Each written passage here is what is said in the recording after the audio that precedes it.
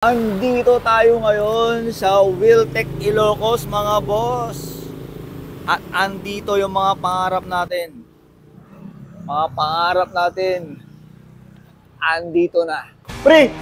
Andito yung kuya ng motor mo. Odo? XADV 750. Wow! Vespa! Vespa! Vespa! Ayun o.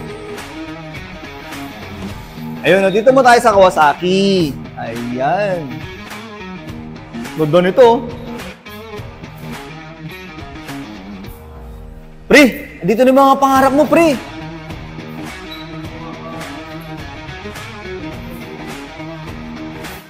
Z900. Ganda niyan. Z900. Ganda ng ano yan. Ganda ng review.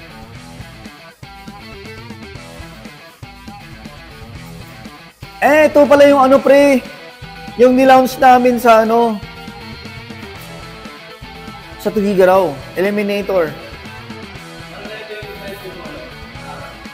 Yes! Yes! Pangarap na scooter. Woohoo!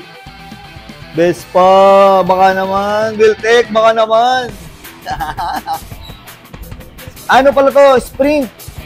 Sprint 150. Pare sila, bro. Oo, pangarap ko yan. Pero, ang mamahalan. Eto na, KTM. Wow. Eto, pre. Gusto mo talaga ng motor na hindi naman masyadong mabigat sa budget at expressway legal. KTM RC390. Yan. Alam ko to, nasa ano lang to eh. Nasa less than 300,000. Gusto ko to noon. Gusto ko to noon. Alam mo bakit? Adventure siya. Adventure 390. Budget meal na adventure bike. KTM Adventure 390. Kasi expressway legal na siya, tapos adventure bike na siya. Ito yun. Pero mataas to. Kasi adventure, taas oh. Oh. Taas oh. Taas. Ang hirap talaga ng cute.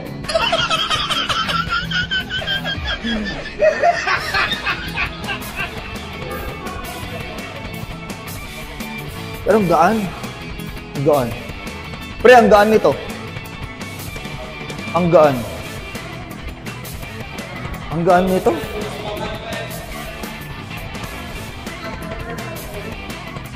Okay. Ganda.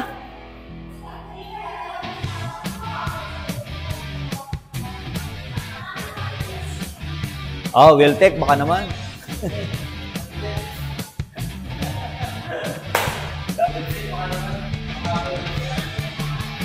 Ito, kung gusto nyo talaga ng mga pangarap nyo, ng mga motor, Wheeltech na yan.